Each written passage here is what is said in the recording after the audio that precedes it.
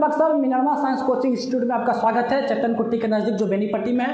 जैसे कि आप लोगों को हमने बताया था, जो क्लास 12 के फिजिक्स को बहुत ही डीपली तरीके से डेरिवेशन को एक्सप्लेन करेंगे, वो अभी धीरे धीरे बढ़ते बढ़ते अभी हम लेक्चर 9 पर आ चुके हैं। निश्चित रूप से आप लोग जाकर के देखें, लेक्चर 8 तक पूरा अपलोड है। लेक्चर 9 आज होगा और लेक्चर 9 में आपको आज हम बताएंगे क्या, electric potential due to dipole, यानी इलेक्ट्रिक डाइपोल। निश्चित रूप से यह भी डेरिवेशन जो है सो एग्जाम में कितना बार पूछ चुके हैं। आप लोग जाकर के क्वेश्चन पे उठा करके देखें, यह एग्जाम बोर्ड के लिए महत्वपूर्ण है, साथ ही साथ अदर कॉम्पिटिटिव के लिए भी महत्वपूर्ण है। आप लोग जो है सो इसको देखते रहे, लगातार हम आप लोगों के लिए अपलोड करते रहेंगे। चलिए आज का जो है सो टॉपिक देखें। इस टॉपिक को आज हम डिराइव करते हैं, आप लोगों को बताते हैं, आराम आराम से हम लोग पढ़ेंगे, ठीक है। चलिए, तो आज का टॉपिक क्या है मेरे प्यारे मित्रों, electric potential due to electric dipole. ठीक है, ध्यान से देखिए आप लोग जो है सो कैसे हम लाएंगे इसको। यहाँ पर एक चार्ज है माइनस और ये चार्ज यहाँ पर क्या हो जाएगा प्लस। ठीक, दोनों चार्ज के बीच का यहाँ पर डिस्टेंस है और डिस्टेंस यहाँ पर क्या हो जाएगा 2a।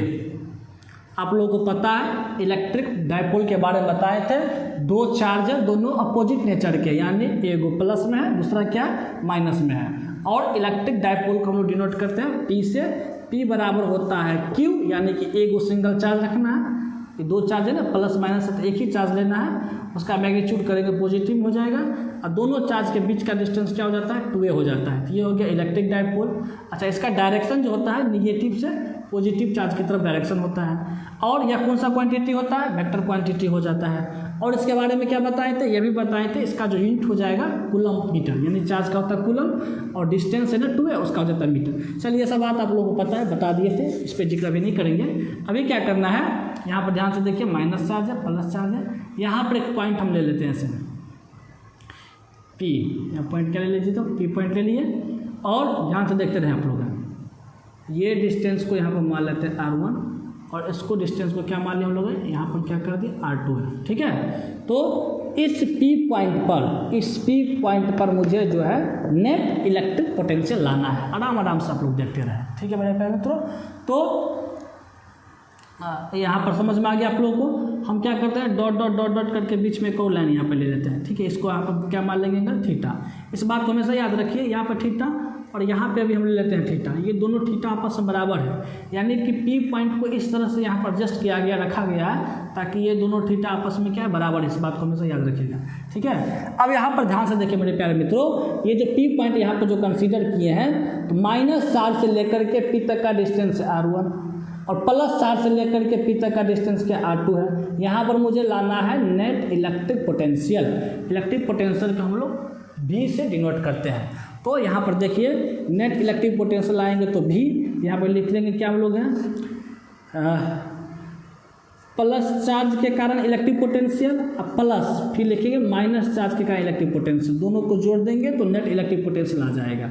तो प्लस चार्ज का इलेक्ट्रिक पोटेंशियल क्या होगा, आपको हम लोग पिछले लेक्चर में आपको बता दिए थे, जो V बराबर क्या हो जाता है KQ बट्टा में R, KQ बट्टा में R। ये प्रूफ हम कर चुके हैं, पिछला लेक्चर जा करके आप लोग देख ले, निश्चित रूप से आप लोग को समझ में आ गया, पूरा प्रूफ कर चुके हैं, है ना, पूरा प्रूफ किए, सिर्फ फार्मूला नहीं लिखा है, पूरा प्रूफ कर दिया है। तो यहाँ पर ध्यान से देखेंगे आप लोग जो है सो, प्लस चार्ज के कारण जो है सो इलेक्ट्रिक पोटेंशियल क्या हो जाएगा।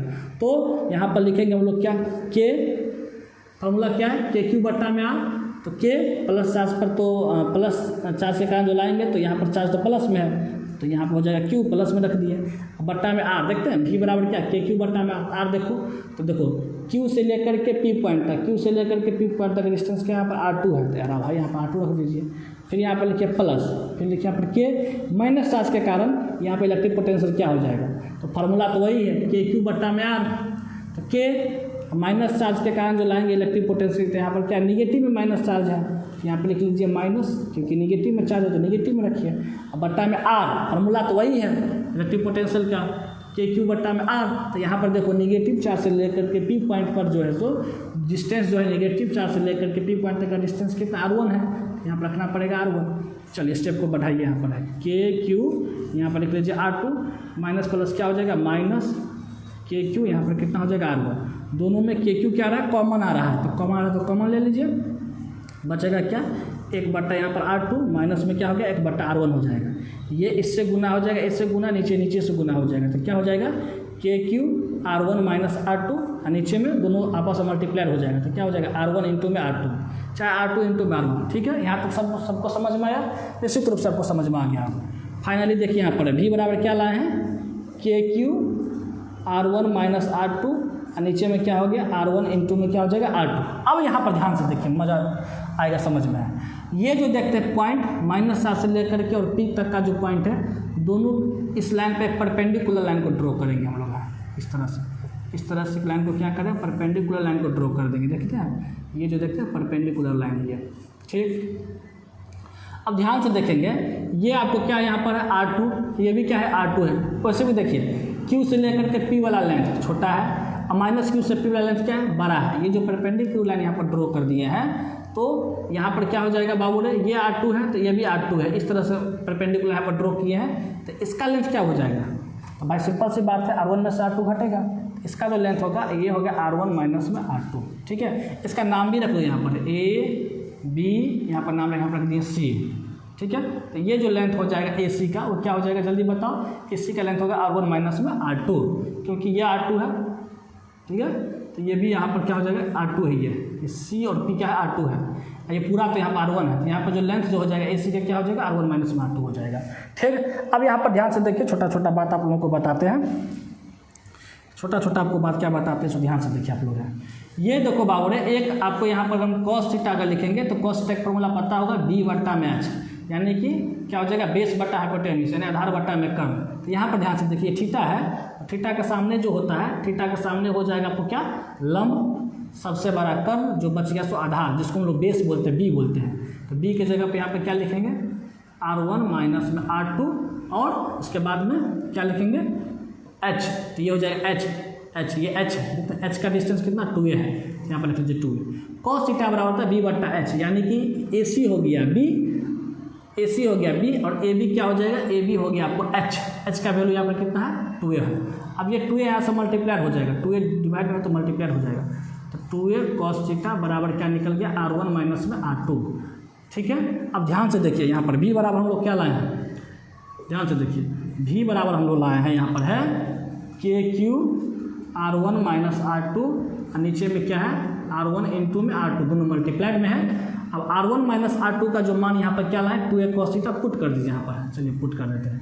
KQ R1 माइनस R2 का मान क्या यहाँ पर लाए, 2a cos थीटा, नीचे में क्या हो जाएगा R1 इंटू में R2।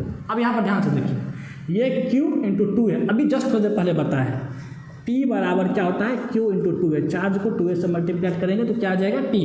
यहाँ पर हम लोग क्या लिख देंगे, यहाँ पर लिख देंगे Q इंटू 2a की जगह पर क्या लिख देंगे जल्दी बताओ P, तो क्या हो जाएगा KP cos थीटा, नीचे में क्या हो जाएगा R1 इंटू में R2, ये निकल गया V। तो V जो देखते हैं नेट इलेक्ट्रिक पोटेंशियल का फॉर्मूला आ गया, क्या निकल गया KP cos theta R1 into में R2। अब यहाँ पर एक स्टेप और समझें, यदि R1 बराबर R2 बराबर क्या हो R हो, यानी R1 को जगह पर R, R2 को जगह पर R रख देंगे, तो फिर नया V का फॉर्मूला क्या आ जाएगा, इसको बीच में लाइन कर देते हैं। तो KP cos थीटा R1 को जगह पर R, R2 को जगह पर R रख देंगे, तो फॉर्मूला आ जाएगा KP cos थीटा R² हो जाएगा। तो ये तुम्हारा जो है सो फार्मूला मेरे प्यारे मित्रों, मेरे प्यारे बच्चों, आपको आ गया है। इलेक्ट्रिक पोटेंशियल जो है due to dipole, electric dipole है ना, इलेक्ट्रिक डाइपोल को हम लोग P से डिनोट करते हैं, जो होता है Q गुना 2a होता है, उसके कारण जो है सो आपको आ गया KP cos थीटा बट्टा में R²। अब ध्यान से देखिए, यहाँ से ऑब्जेक्टिव क्वेश्चन बड़ी जबरदस्त आते रहता है, यहाँ पर ऑब्जेक्टिव आपको बता रहे हैं। ये जो देखते हैं यहाँ पर थीटा, अगर हम लोग यहाँ पर थीटा के जगह पर क्या कर दे 0, भाई थीटा के जगह पर 0, देखते हैं ये थीटा के जगह पर 0, यानी ये P यहाँ पर आ जाए, ये जो एक्सिस वाला जो लाइन होगा किसका, इलेक्ट्रिक डाइपोल का है, क्योंकि डायरेक्शन तो होता है नेगेटिव चार्ज से लेकर पॉजिटिव चार्ज की तरफ। अगर यहाँ पर जो P पॉइंट आ जाएगा तो थीटा हो जाएगा 0, तो थीटा 0 का मान क्या होगा 1, थीटा जब 0 हो जाएगा तो V का मान क्या हो जाएगा KP बट्टा में R²। क्यों, क्योंकि cos 0 का मान होता है 1। अब देखिए, अगर थीटा बराबर कितना आ जाए 90 डिग्री, कितना दे दिया 90 डिग्री, यानी कि पूरा थीटा बराबर 90 डिग्री हो, पूरा एकदम सीधा हो 90 डिग्री ऐसे करके। जब थीटा बराबर 90 हो तो यहाँ पर cos 90 का वैल्यू 0, यानी कि V बराबर क्या निकल जाएगा 0। इस बात को हमेशा याद रखेंगे, थीटा बराबर 0 तो ये हो जाएगा। थीटा बराबर 0 तो v बराबर हो जाएगा KP बट्टा में R स्क्वायर। थीटा बराबर 90 तो v बराबर में 0। अगर थीटा बराबर यहाँ पर 180 डिग्री है तो cos 180 का मान होता है -1। cos 180 का मान यानी कि P सीधे इधर आ जाएगा, है ना, P पूरा डायरेक्ट इधर आ जाएगा, है ना, तो उसका वैल्यू -1 हो जाता है। तब जो है सो v बराबर क्या आ जाएगा -KP बट्टा में R स्क्वायर। क्यों?